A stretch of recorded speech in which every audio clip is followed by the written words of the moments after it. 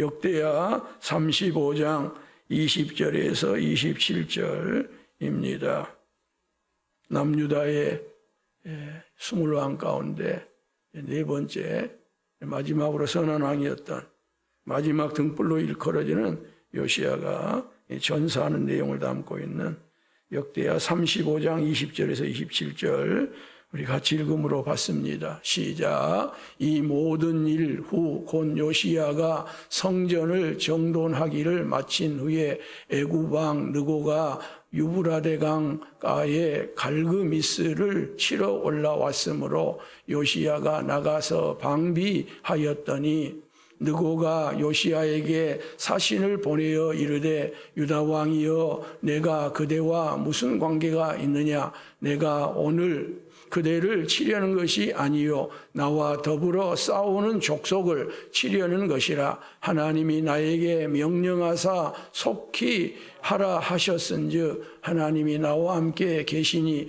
그대는 하나님을 거스르지 말라 그대를 멸하실까 하노라 하나 요시야가 몸을 돌이켜 떠나기를 싫어하고 오히려 변장하고 그와 싸우고자 하여 하나님의 입에서 나온 느고의 말을 듣지 아니하고 무기또 골짜기에 이르러 싸울 때에 활 쏘는 자가 요시야 왕을 쏜지라 왕이 그의 신하들에게 이르되 내가 중상을 입었으니 나를 도와 나가게 하라.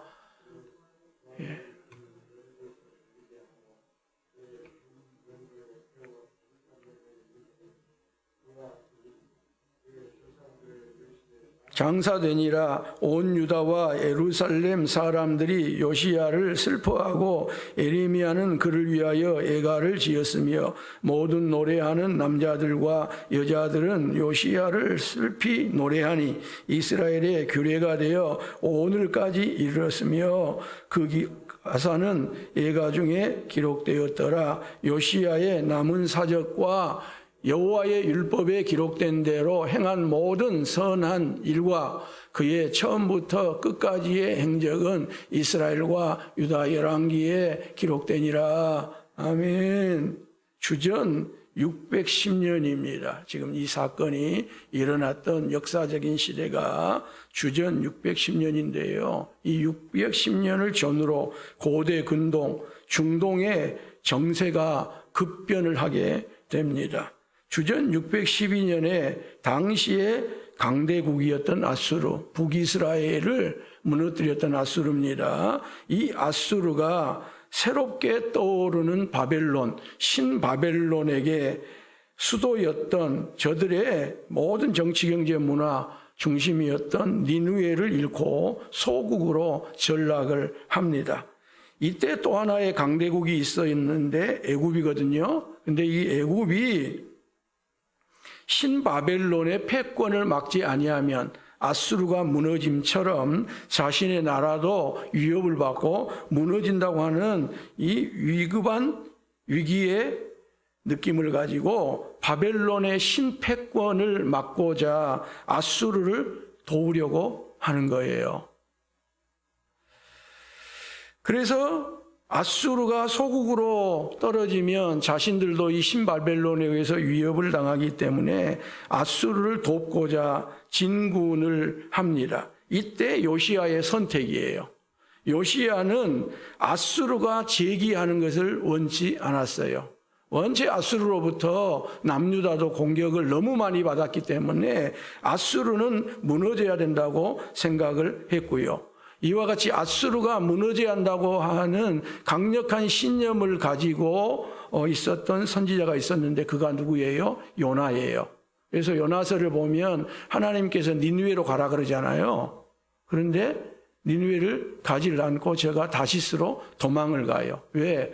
이 아수르의 수도였던 니느웨는 무너져야 한다는 거예요.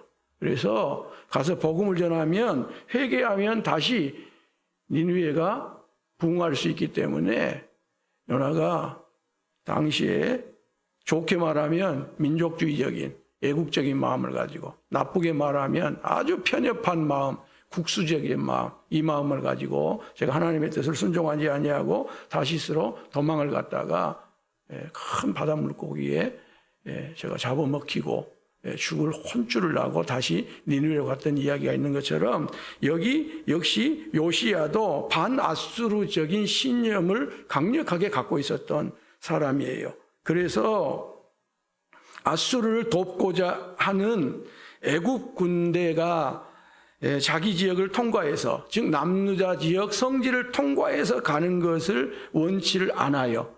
그래서 여기 애굽의 바로누고의 군대를 막고자 했던 거예요.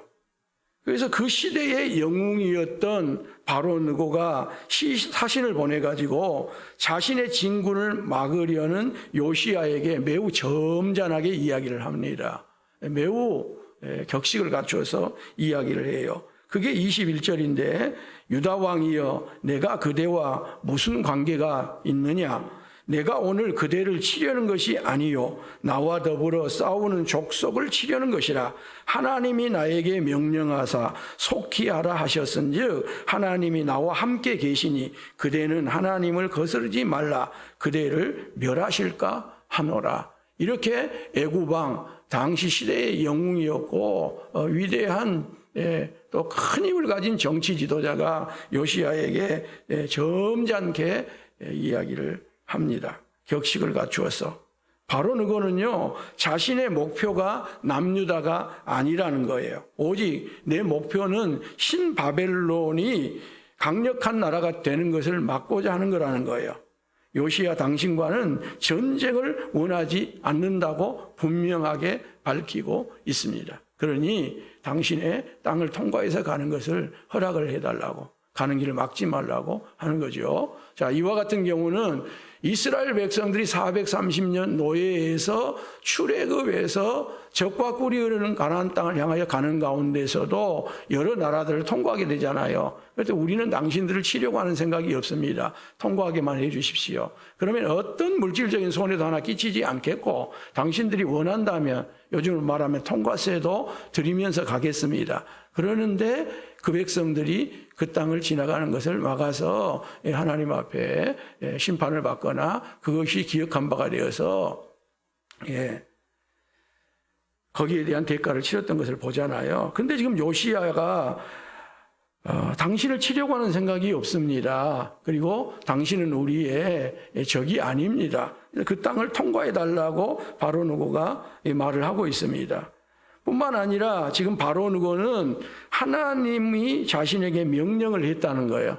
아마 꿈에 아마 그런 선몽을 꿨지 않냐 하는 생각이 듭니다. 이방 왕이지만 내가 하나님의 명령을 받았다. 하나님이 이 일을 속히 행하라고 명하신 것을 내가 받았다. 그러니 나를 막는 것은 나를 막는 길이 아니요 꿈에 나타난 당신이 섬기는 하나님을 막는 길이 되고 하나님을 거스르는 일이 될지도 모르니 그렇게 하지 말라고까지 애굽 왕 바로누고가 요시야에게 말을 했습니다. 물론 여기 이방 왕 바로누고가 하나님의 명을 받았다, 하나님이 속히 행하라고 했다 하는 이것이 하나님께서 하나님의 사람들에게 즉 선지자들에게 말씀하신 것처럼 객관적이고 분명하고 확실한 것은 아닐 수 있습니다. 그러므로 애굽 왕 바로누고의 하나님을 이야기하고 하나님의 명령을 이야기하고 하나님이 속히 이루라고 했다고 하는 이 말을 요시야가 곧이곧대로 수용할 필요는 없어요. 선지자의 말처럼 액면 그대로 받아들일 필요는 없어요. 그래도 하나님의 사람은 귀를 닫으면 안 된다는 거예요. 하나님의 선지자의 말뿐만 아니라 비록 그가 하나님의 사람이 아니어도 하나님을 믿는 사람이 아니어도 이웃이 다른 누군가가 선한 말을 해주고 합당한 말을 해주면 그것을 무시하면 안 된다는 거예요. 나는 하나님을 믿고 있는데 당신이 뭘 한다고 하나님에 대해서 이야기를 해. 하나님의 명령이 어쩌고 하나님의 뜻이 어쩌고 이야기를 해. 당신이 교회나 다녀봤어? 당신이 교회에서 직분이나 있어? 이렇게 하면서 그것을 전적으로 무시하는 것은 지혜로운 것이 아니라는 거예요. 귀를 오히려 닫으면 안 된다는 거예요. 열어놓고 있어야 되는가? 친구 그런가? 그랬어? 그래.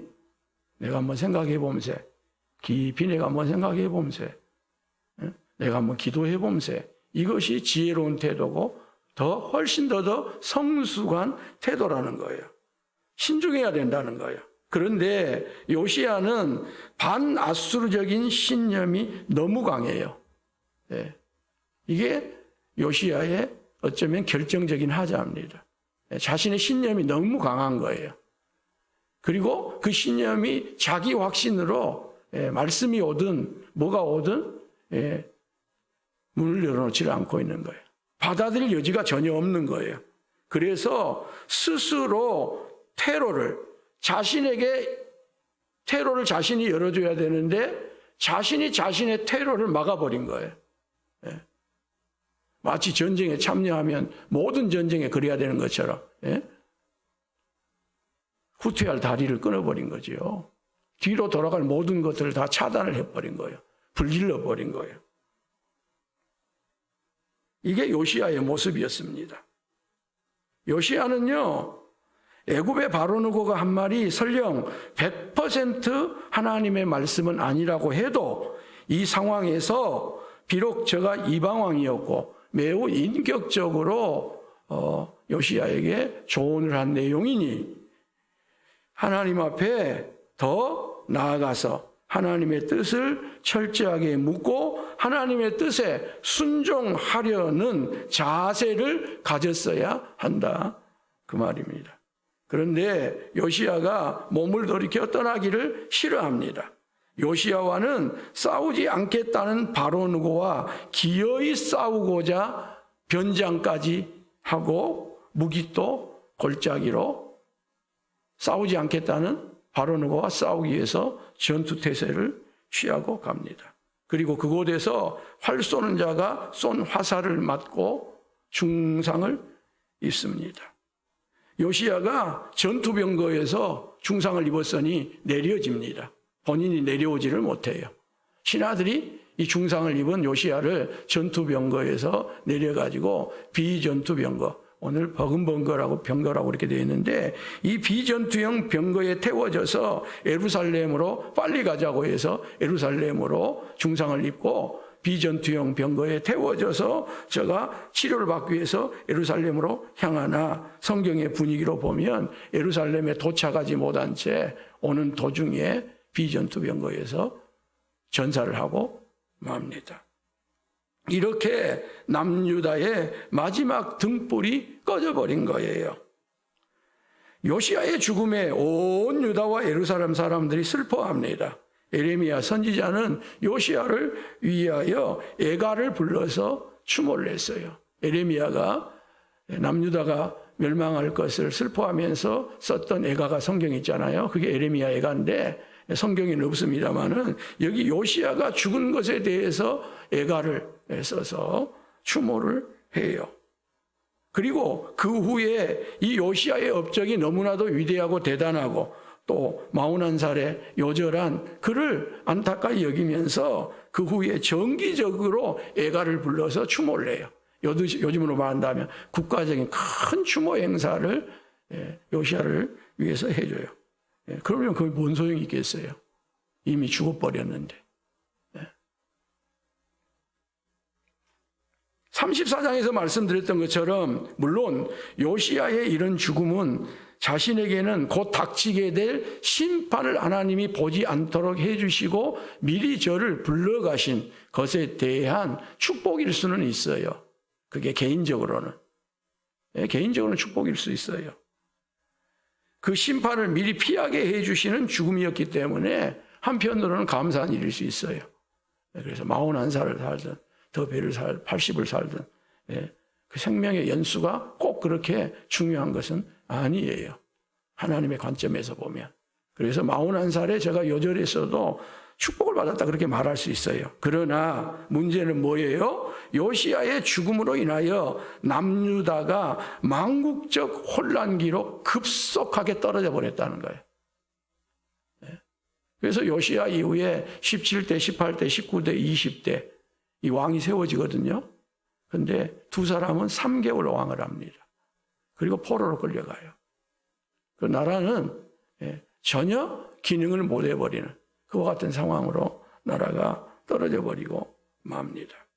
우리는요, 남유다의 마지막 등불이었던 요시야를 통하여 반면 스승을 꼭 삼아야 될 게 있습니다. 깨우치고 배워야 할 게 있습니다. 신념이 중요합니다. 그리고 어떤 신념을 갖고 사는 것은 좋은 일입니다. 그런데 자신의 신념이 너무 강하면 곤란하다는 거예요. 하나님의 뜻보다, 하나님의 말씀보다 자신의 신념이 앞서는 거예요. 그래서 자신의 신념이 하나님의 말씀보다 더 1순위에 있게 되면 대단히 곤란하다는 것입니다. 오히려 우리는 우리의 신념을 하나님의 말씀 앞으로 가지고 가서 하나님의 뜻을 물어서 하나님의 뜻이 그 신념과 동일하지 않으면 신념을 포기해야 됩니다. 내 확신을 포기해야 됩니다. 하나님의 뜻이 아니면 뒤로 물러나고요, 돌이켜서 순종하는, 복종하는 것이 그리스도인의 삶입니다. 요시야는요, 살아서도 백성들에게 존경을 받았습니다. 물론 우리가 보았던 것처럼 죽음 이후에도 애도를 받았습니다. 그러나 그가 죽음으로 말미암아 나라의 앞날은 암울하여 갔습니다. 그래서 우리가 우리의 생명 주시는 이 생명을 잘 보존해야 되고요, 살아서 등불의 역할을 감당해야 합니다. 그리고 우리 스스로가 전진만 할 뿐, 머물러 서지를 못하고 물러설 때 물러서지를 못하여서 우리 스스로가 우리의 생명을 해야 하는, 우리 스스로가 우리의 건강을 해서 그 사명마저도 제한되게 되는 그와 같은 우를 범하지 않도록 하나님이 말씀을 따라 가라 할 때 가고 물러서라 할 때 물러서고 머물러 기다리라면 기다릴 줄 아는 이와 같은 신앙이, 이와 같은 순종이 우리에게 꼭 필요합니다. 오늘 하나님께서 여러분을 무엇을 향하여 전진하라고 하십니까? 믿음 가지고 전진하십시오. 무엇에 대해서는 머물러라고 하십니까? 중지하라고 하십니까? 기다리라고 하십니까? 답답하고 내 뜻과는 조금 맞지 않아도 기다리십시오. 중단하십시오. 멈춰 서십시오. 무엇에 대해서는 하나님께서 돌아가라고 하십니까? 후퇴하라고 하십니까? 돌이키십시오. 돌리십시오. 그리고 돌아가십시오. 이게 하나님의 뜻을 이루어감에 있어서 우리가 온전한 도구로, 온전한 하나님의 사람으로 더 쓰임받게 되는 놀라운 반응입니다. 그와 같이 오늘 하루를 살아가는 저와 여러분 되기를 예수님의 이름으로 축원합니다. 하나님 우리 아버지, 감사